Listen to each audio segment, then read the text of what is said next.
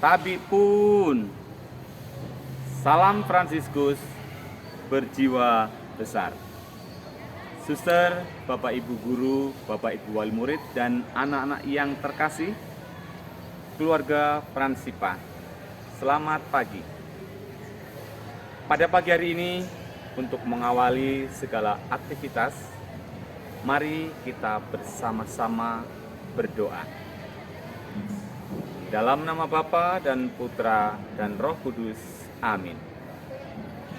Bapa pelindung segenap keluarga, pujian syukur kami lambungkan atas perlindungan dan rasa aman selama malam penuh ketenangan. Dengan gembira kami sambut hari baru karena percaya akan pendampingan-Mu, karena berharap akan berkat-Mu. Kami siapkan hati untuk bekerja, kami teguhkan langkah untuk berkarya. Kami siapkan diri untuk melayani sesama. Mari kita hening sejenak. Kita sampaikan harapan dan permohonan kita.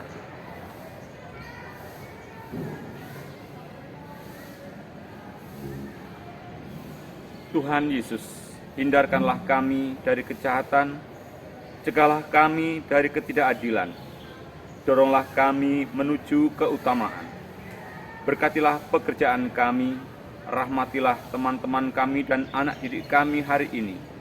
Cegahlah yang akan merugikan kami.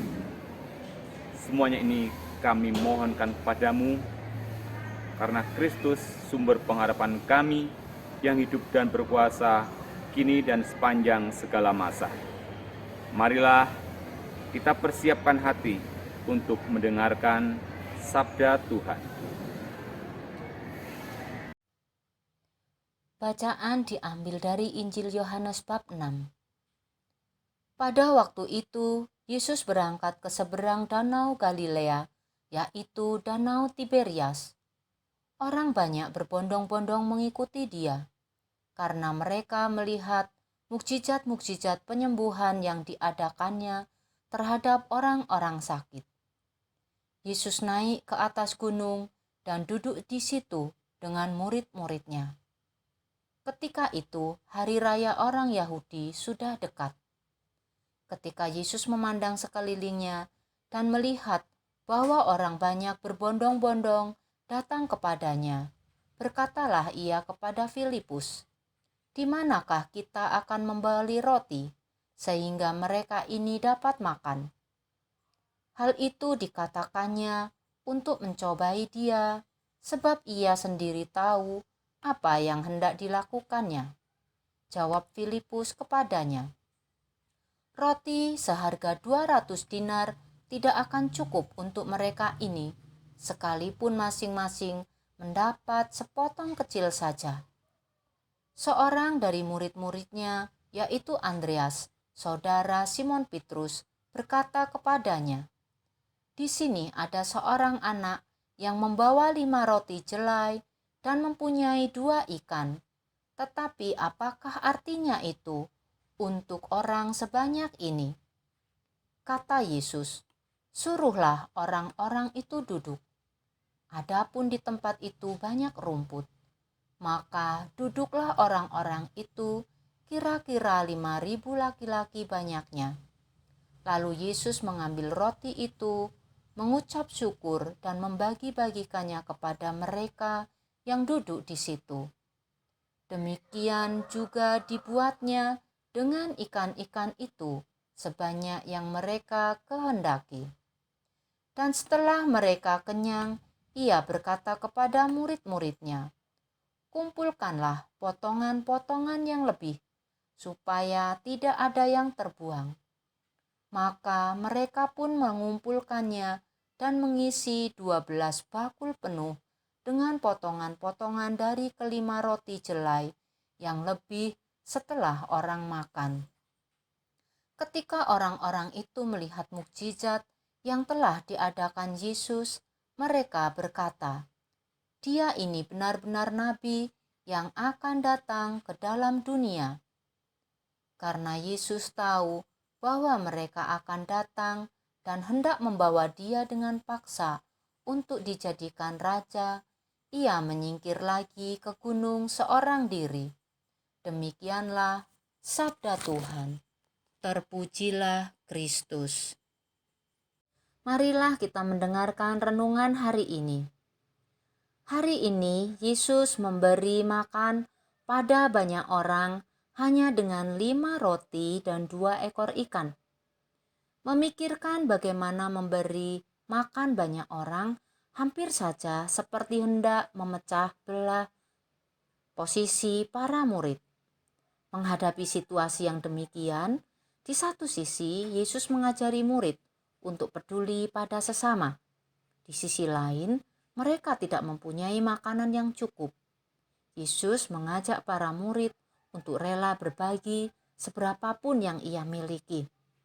5 roti tidak begitu berarti bagi 5.000 orang, namun 5 roti yang dimiliki 1.000 orang bisa sangat berarti untuk 5.000 orang.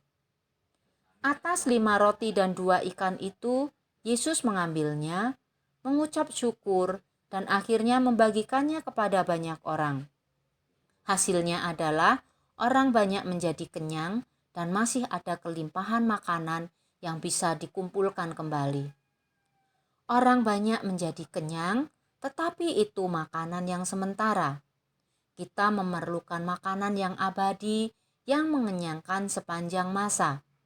Kita perlu makanan yang tidak hanya membuat fisik kita nyaman, namun juga perlu makanan yang membuat jiwa kita damai dan tenang. Yesus menyediakan santapan ilahi, santapan yang tidak membuat orang lapar lagi. Santapan ilahi memberikan janji keselamatan kekal bagi mereka yang percaya dan menyantapnya. Yesus menyediakan tubuhnya sendiri menjadi santapan bagi jiwa kita. Ia merelakan tubuhnya dipecah-pecah dan dibagikan kepada banyak orang. Apa yang dibutuhkan dari diri kita? Percaya padanya dan menyantap makanan jiwa itu dengan penuh syukur. Setiap hari kita bisa menyantap makanan ilahi dalam Ekaristi. Santapan itu akan berdaya guna jika kita mampu memeliharanya dalam hidup kita setiap saat. Jika apa yang kita makan adalah identitas kita, maka jika yang kita makan Ekaristi setiap hari, hidup kita menjadi semakin ekaristis, yakni mampu mengambil hidup, mengucap syukur atasnya, dan membagikannya kepada setiap orang. Semoga makanan dan minuman yang kita santap tidak sebatas makanan minuman jasmani. Jiwa kita perlu mendapat santapan rohani, bukan persoalan senang atau tidak, tetapi kita mempunyai kewajiban untuk menyuplai gizi untuk jiwa kita. Yesus menjanjikan makanan rohani yang memberikan jaminan keselamatan kekal. Mari datang kepadanya dan menyantap jamuan ilahinya. Marilah kita berdoa. Allah Bapa yang Maha Perkasa, Engkau senantiasa menyediakan makanan kami sehari-hari. Terima kasih untuk pemeliharaanmu, sehingga dalam keadaan terpuruk sekalipun, Engkau tidak membiarkan kami kelaparan secara jasmani. Apalagi Engkau telah menyediakan dirimu menjadi makanan rohani bagi jiwa dan roh kami. Berkatilah makanan jasmani kami sehari-hari, agar tubuh kami senantiasa sehat. Sebab hanya orang yang sehat saja yang mampu memuji dan memuliakan Dikau sepanjang hari. Dengan pengantaraan Yesus Kristus Putramu, Tuhan kami, yang bersama Dikau dalam persekutuan Roh Kudus, hidup dan berkuasa Allah sepanjang segala masa. Amin. Karakter 1, cinta kasih Allah, penuh kerahiman. Karakter 6, cinta lingkungan. Indikator 1, membiasakan menaruh sampah pada tempatnya. Dari buku PPK, kelas 4-6, halaman 73. Membiasakan menaruh sampah pada tempatnya. Kesadaran untuk menaruh sampah pada tempatnya saat ini sudah mulai berkurang dikarenakan kurangnya kepedulian terhadap lingkungan. Begitu besar dampak yang akan terjadi jika menaruh sampah tidak pada tempatnya. Sebagai contoh, lingkungan akan menjadi kotor sehingga akan merugikan banyak orang. Untuk itu, perlu adanya kesadaran akan pentingnya kebersihan lingkungan sekitar. Kurangnya kesadaran anak-anak untuk menjaga kebersihan lingkungan antara lain ditunjukkan dengan sikap membuang sampah plastik bekas jajan di sembarang tempat. Seringkali dijumpai sampah plastik bekas jajan diselipkan di pot bunga, selokan sekolah, dan kamar mandi. Bahkan, membuang sampah di dalam kelas dianggap sebagai hal yang biasa. Padahal sampah plastik merupakan sampah anorganik yang tidak dapat terurai dengan cepat. Butuh waktu yang lama agar sampah plastik terurai. Lebih parah adalah saat musim hujan tiba. Sampah plastik akan tergenang air dan dapat menjadi rumah bagi nyamuk yang tentu menyebarkan penyakit demam berdarah, DBD, dan malaria. Salah satu cara yang dapat dilakukan untuk menjaga kebersihan lingkungan adalah dengan menaruh sampah pada tempatnya. Manfaat yang didapatkan ketika menaruh sampah pada tempatnya adalah lingkungan menjadi bersih dan udara menjadi segar, serta dapat terhindar dari berbagai macam penyakit seperti DBD dan malaria. Mari kita bersama-sama hidup bersih dan sehat. Terima kasih.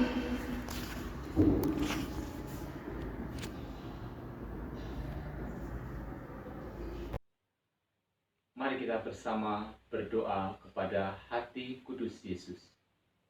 Ya Tuhan, kami berdoa agar di rumah kami ada damai, ketenangan, dan kesejahteraan. Di dalam naungan, berkatilah dan lindungilah usaha kami, pekerjaan kami, dan semua yang Kau serahkan kepada kami. Segala keinginan kami, usilah nafsu dari dalam hati kami, rencana palsu dan pikiran jahat. Tuangkanlah dalam hati kami cinta kepada sesama, dan anugerahkanlah kepada kami semangat penyerahan yang teguh, teristimewa pada saat kemalangan, agar supaya kami bangun dari kebimbangan. Ya Tuhan, Bimbinglah dan lindungilah hidup kami dari mara bahaya dan ketidaktentuan dunia. Jangan lupa ya Yesusku, orang-orang yang kami kasih, baik yang masih hidup maupun yang sudah meninggal, yang menyebabkan kesedihan kami. Tetapi kami masih dihibur oleh ketaatan mereka waktu mereka masih hidup. Sehingga Engkau tidak menyerahkan mereka kepada maut. Kasihlah mereka Tuhan, dan bawalah mereka kepada kemuliaan surgawi. Amin.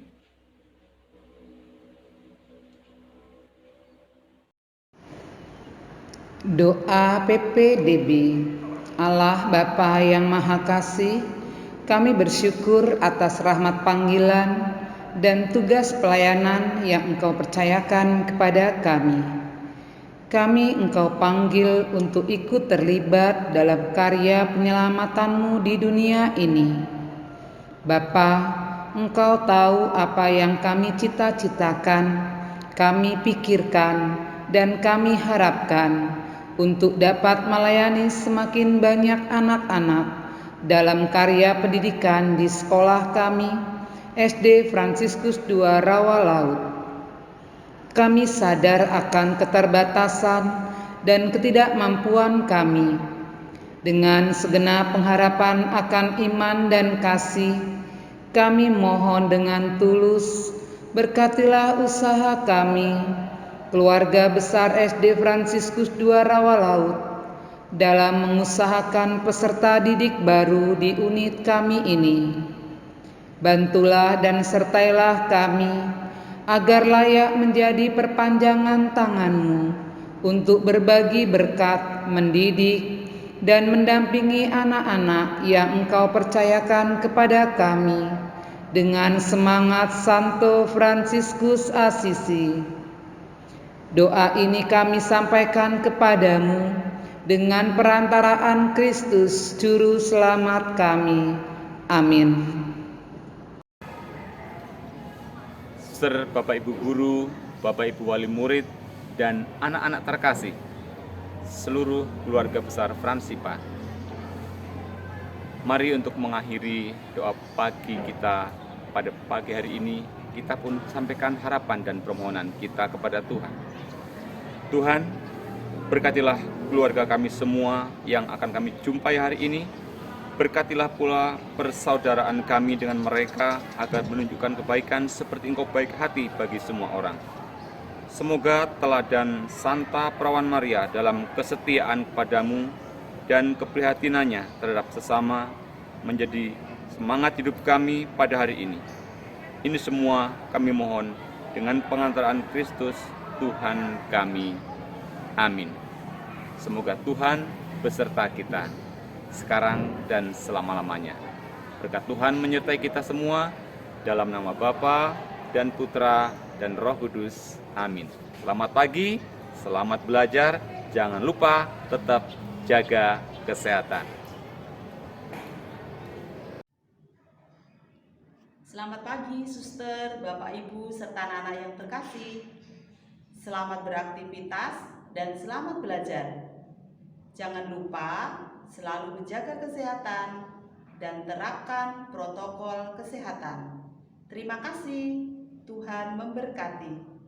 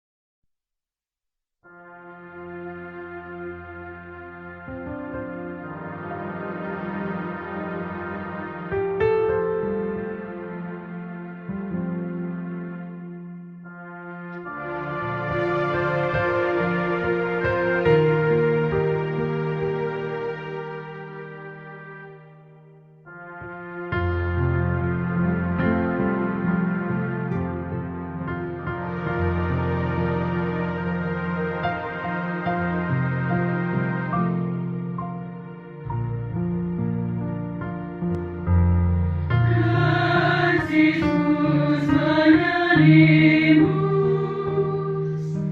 jiwa besar dalam skala, berpegang teguh kepada Tuhan, hidup dalam kesederhanaan.